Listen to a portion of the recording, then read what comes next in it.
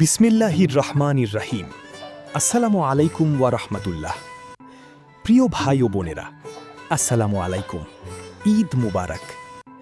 আলহামদুলিল্লাহ, আবার এসে গেছে কোরবানির ঈদ, ঈদুল আজহা। এই ঈদ শুধু আনন্দের ঈদ নয়, এই ঈদ ত্যাগের ঈদ। ইব্রাহিম আলাইহিস সালামের মহান আত্মত্যাগের স্মৃতিবাহী ঈদ। আজকে আমরা জানব কোরবানির পূর্ণাঙ্গ ইতিহাস। কোরবানি কার উপর ওয়াজিব, কে দিতে পারবেন, কে পারবেন না। বাংলাদেশের প্রেক্ষাপটে কোরবানির নিয়মকানুন এবং কোরবানির গোশত কিভাবে ভাগ করবেন। এই ভিডিওটি পুরোটা দেখুন, কারণ এখানে আছে এমন অনেক তথ্য যা অনেকেই জানেন না, কিন্তু জানা দরকার। তো শুরু করি। প্রথম অধ্যায়, কোরবানির ইতিহাস। ভাই ও বোনেরা, কোরবানির ইতিহাস শুরু হয়েছে হজরত ইব্রাহিম আলাইহিস সালামের সময় থেকে, কিন্তু আরও আগে থেকেও কোরবানির প্রথা ছিল। আল্লাহ তাআলা বলেছেন, ওয়ালিকুল্লি উম্মাতিন জাআলনা মানসাকাল লিয়াযকুরু ইসমাল্লাহি আলা মা রাযাকাহুম মিন বাহিমাতিল আনআম। অর্থ, প্রতিটি উম্মতের জন্য আমি কোরবানির বিধান রেখেছি, যাতে তারা চতুষ্পদ জন্তু জবাই করার সময় আল্লাহর নাম নিতে পারে। সূরা হজ আয়াত ৩৪।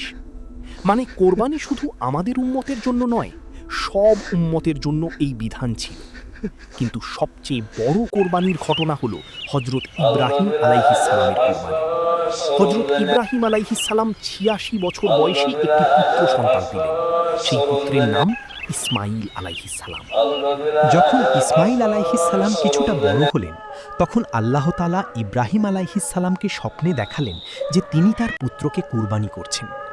আল্লাহ তাআলা বলেছেন, ফালাম্মা বালাগা মাআহুস সাইয়া ক্বালা ইয়া বুনাইয়া ইন্নী আরা ফিল মানামি আন্নী আযবাহুকা ফানজুর মাযা তারা। অর্থ, যখন পুত্র তার সাথে চলাফেরা করার বয়সে পৌঁছল, ইব্রাহিম বললেন, হে বৎস, আমি স্বপ্নে দেখছি যে আমি তোমাকে জবাই করছি, তুমি বলো তুমি কি মনে করো। সূরা সাফফাত আয়াত ১০২। এরপর আল্লাহ তাআলা একটি বড় দুম্বা পাঠিয়ে দিলেন। সেই দুম্বা কুরবানি হল।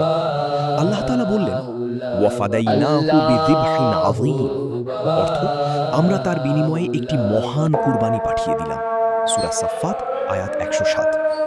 এই ঘটনাকে স্মরণ রাখতেই আল্লাহ তাআলা কুরবানির বিধান দিয়েছেন।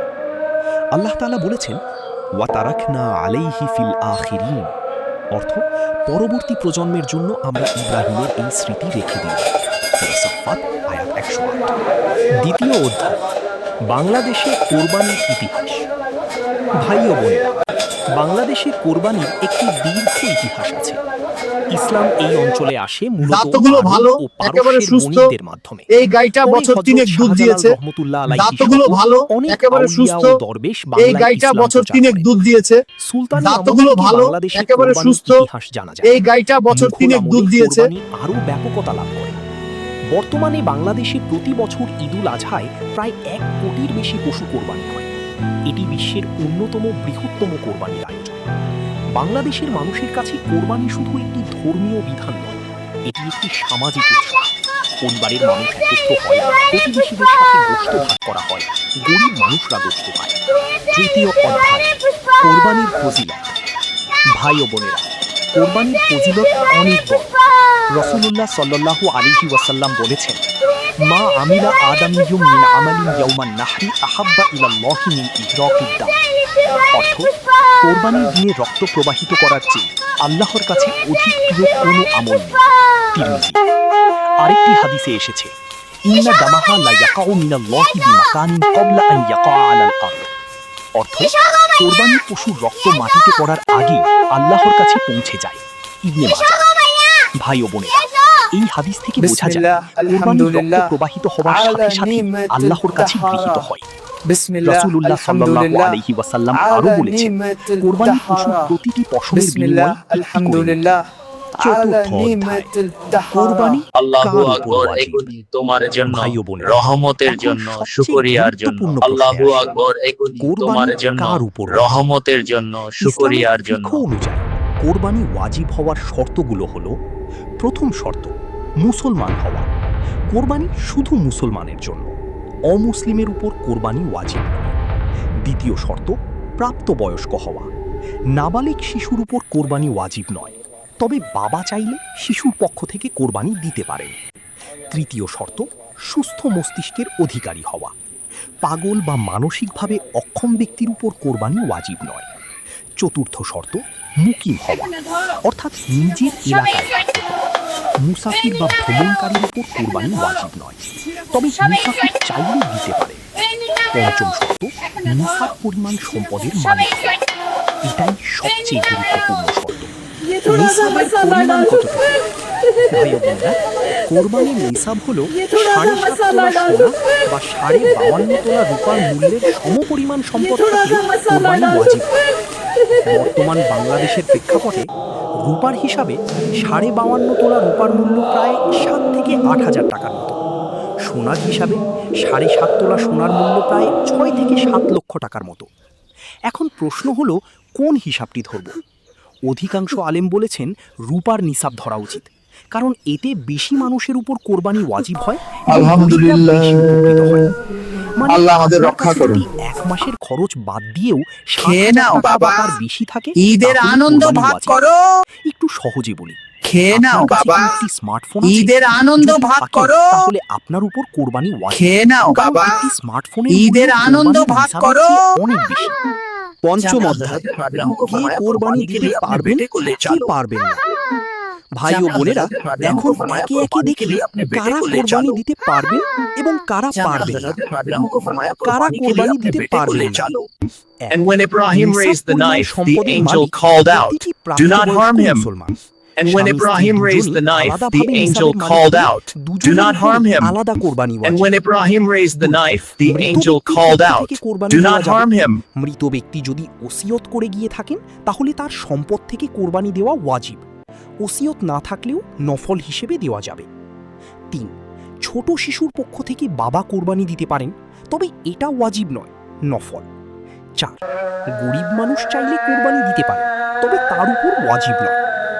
কারা কোরবানি দিতে পারবেন না বা ওয়াজিব নয়?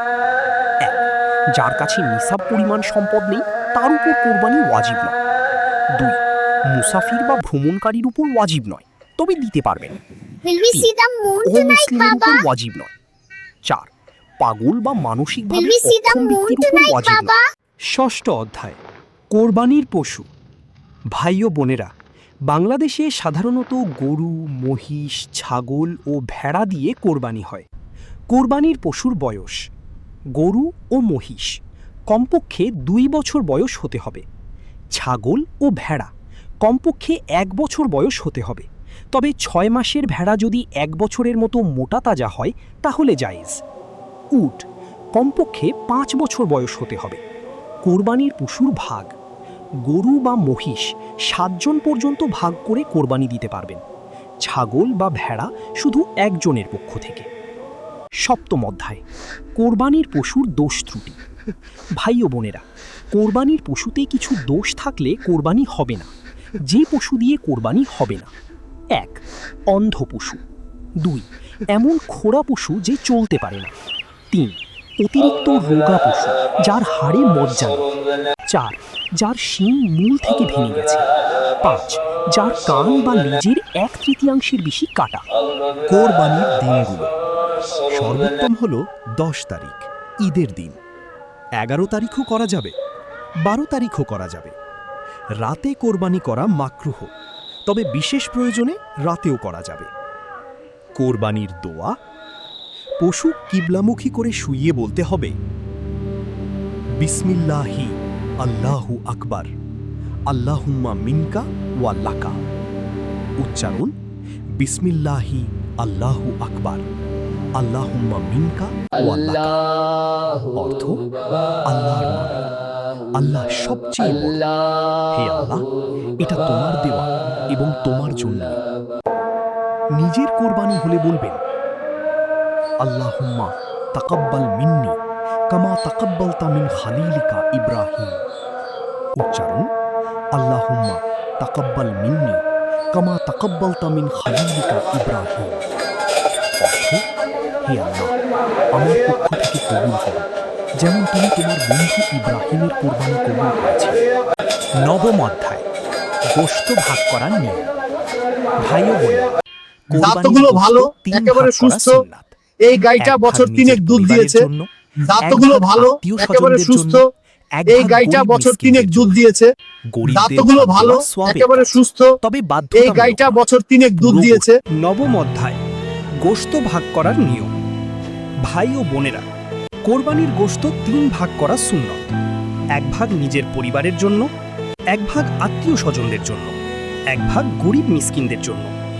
গরিবদের ভাগ দেওয়া সওয়াবের কাজ, তবে বাধ্যতামূলক নয়। পুরো গোশত নিজে রাখলেও কোরবানি আদায় হবে। কোরবানির গোশত অমুসলিমকে দেওয়া যাবে কি? হ্যাঁ, যাবে। একজন অমুসলিম প্রতিবেশীকে গোশত দেওয়া যাবে। কোরবানির চামড়া বিক্রির টাকা নিজে রাখা যাবে না, গরিবদের দিতে হবে বা মসজিদ মাদ্রাসায় দেওয়া যাবে। প্রশ্ন 5, কোরবানির আগে চুল নখ কাটা যাবে কি?